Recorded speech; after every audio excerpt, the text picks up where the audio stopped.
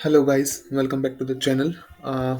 आज की वीडियो का जो हमारा एजेंडा है वो बहुत ही सिंपल और बहुत ज़्यादा जब हम जैसे फ्रेशर्स हुआ करते थे, जैसे अगर मैं अपनी जर्नी की अगर मैं बात करूँ, तो जब मैं फ्रेशर था और fresher in the sense company में फ्रेशर नहीं, बल्कि अपने कॉलेज के लास्ट सेमेस्टर्स या सेकंड लास्ट सेमेस्टर में था, यानी कि व्हेन आई वाज़ जब मैं अपनी एमसीए कर रहा था, तो जब मैं अपने 5th सेमेस्टर में था, तो हमारे कॉलेजेस में कंपनीज़ आती थी। तो हमारे जो टीपीओज़ थे और जो हमारे सीआई सेल्स बने हुए थे, कॉर्पोरेट इंटरफेस सेल्स, उनका यही कहना था कि अपने ना एलुमनाइज़ के साथ इंटरैक्ट करो।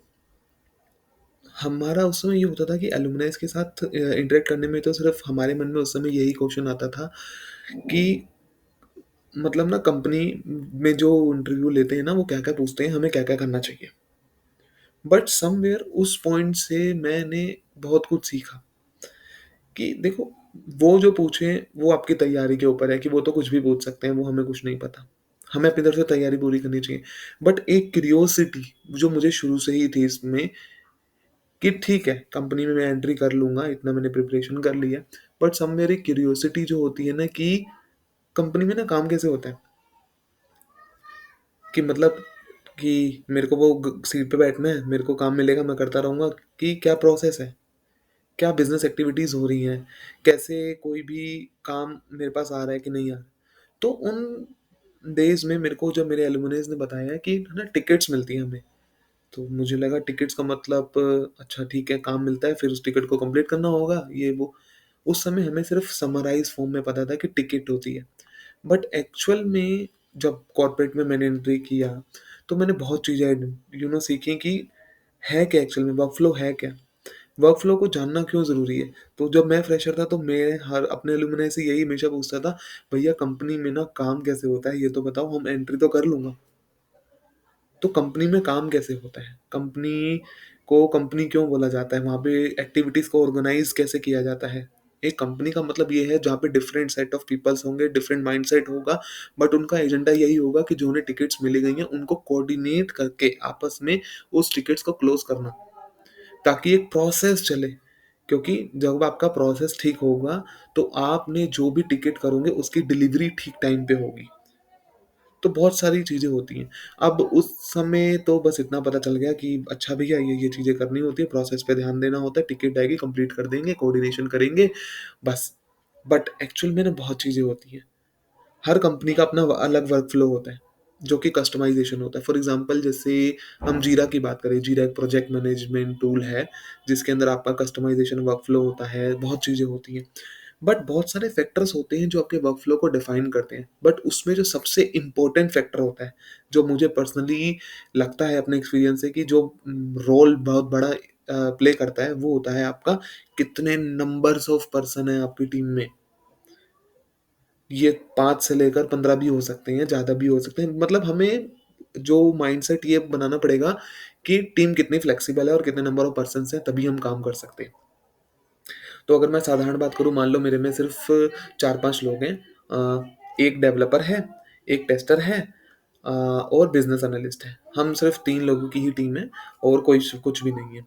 तो अब क्या होता है कि हमारे वर्कफ़्लो कुछ इस तरीके से चलता है। फॉर एग्ज़ाम्पल कि बिज़नेस एनालिस्ट जो है वो क्लाइंट साइड पे मीटिंग्स करके हमें अब रिक्वायरमेंट देते हैं। हमें मतलब पहले डेवलपर को रिक्वायरमेंट देते हैं, फिर डेवलपर जब रिक्वायरमेंट समझ जाता है, तो उसके अकॉर्डिंग जो भी प्रपोज़ सॉल्यूशन को वो रेडी कर देता है, कोड कर देता है।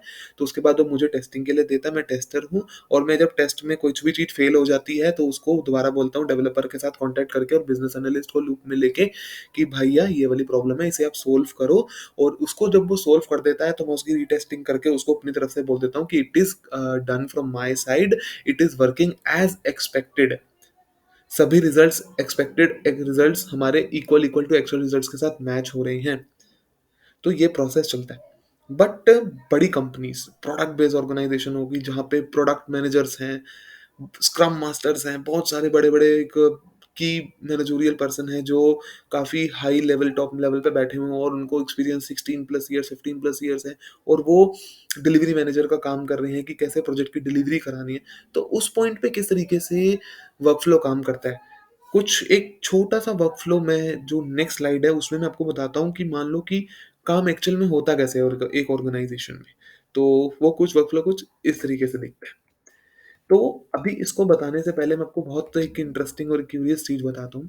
मान लो क्या होता है कि जो टिकट्स होती हैं वो हमारी स्प्रिंट्स में आती हैं। मान लो मेरी 15 दिन की स्प्रिंट है, तो 15 दिन मतलब 2 हफ्ते के हिसाब से मान के चलना है हमने उसमें, और 2 हफ्ते के अंदर हमें 10-12 टिकट्स आई हुई हैं। छोटी भी टिकट्स हैं, बड़ी भी टिकट्स हैं, और डेवलपर्स भी हैं। अलग-अलग टिकट पे फ्रंट एंड के लिए अलग डेवलपर्स काम कर रहे हैं, बैक एंड के लिए अलग कर रहे हैं। टेस्टर्स जो हैं वो दोनों के साथ कोऑर्डिनेशन कर रहे हैं। बिज़नेस एनालिस्ट वाला पर्सन जो है वो टेस्टर, डेवलपर सबको मिल-बाँट के मतलब मिल-जुल के चला रहा है कि भैया ऐसे करना है, इसको कल तक कर देना, इसको परसों तक कर देना, फिर इसका यूएट होगा, so on and so fourth होगा ना, बहुत चीज़ें होती हैं। बट फॉर एग्ज़ाम्पल अगर आप इस वर्क फ्लो को देखोगे ना तो बहुत चीज़ें आपको देखने की मिलेंगी। इसमें सबसे पहले टू डू है, कि मतलब करना क्या है? टू डू मतलब मान लो फॉर एग्ज़ाम्पल हमारे क्लाइंट है ज़ोमैटो।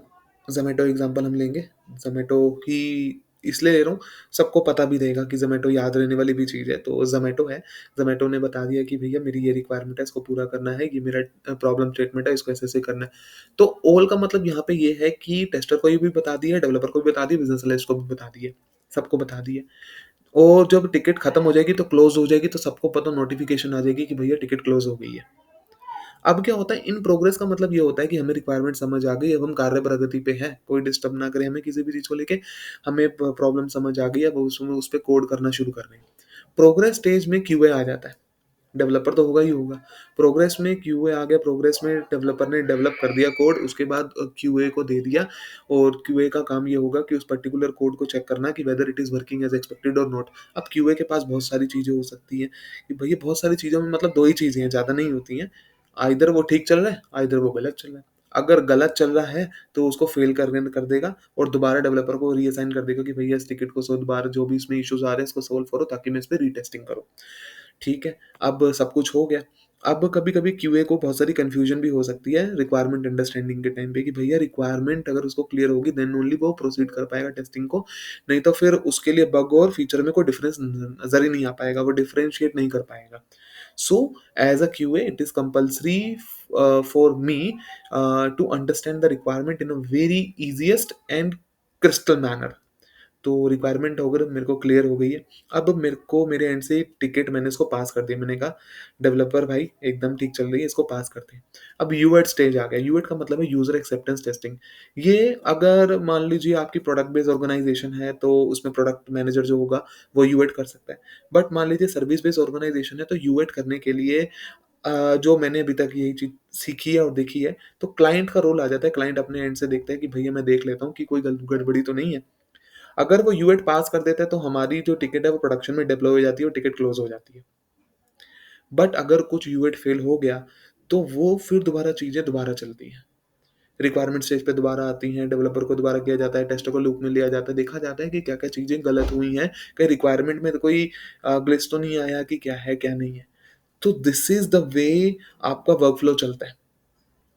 तो इस चीज़ को बहुत ध्यान देना पड़ता है कि काम कैसे हो रहा है, भैया काम कैसे हो रहा है। जो हम फ्रेशर्स में देखते थे एज़ अ फ्रेशर जब मैं सोचता था तो यही लगता था मुझे कि सिर्फ़ ना कंपनी में जाएँगे, कंप्यूटर चलाएँगे और काम करते रहेंगे, नहीं।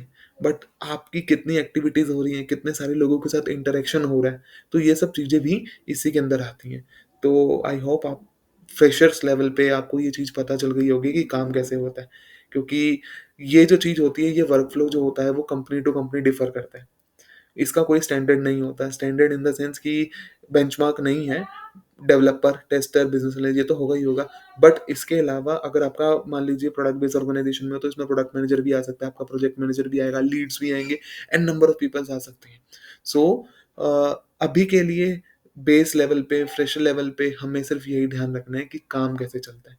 So this is the way it actually works कि भैया काम कैसे होता है? भैया काम वर्कफ़्लो में ऐसे होता है। आई होप आपको ये वाली वीडियो समझ आई होगी कि किस तरीके से काम करता है। If you have any doubt आप कमेंट कर सकते हैं कमेंट बॉक्स में एंड और इसके अलावा किसी भी चीज़ की फीडबैक के लिए वी आर ऑलवेज़ रेडी, कोई ऐसी दिक्कत नहीं है। बट ये वर्कफ्लो वाली जो चीज़ है ये एक बहुत बड़ा रोल प्ले करेगी आपके आने वाला जो भी टाइम होगा जैसे ये फॉर्म कॉर्पोरेट में एंट्री करोगे। अगर आपको ये चीज़ों का पहले से एडवांस में थोड़ा-सा आइडिया भी होगा, तो आपको बाकी जो अपॉर्च्युनिटीज़ मिलेंगी इसमें काम करने की, आप ईज़िली उसमें फ्लेक्सिबल इनफ हो जाओगे। And thank you so much for watching this video. Bye bye.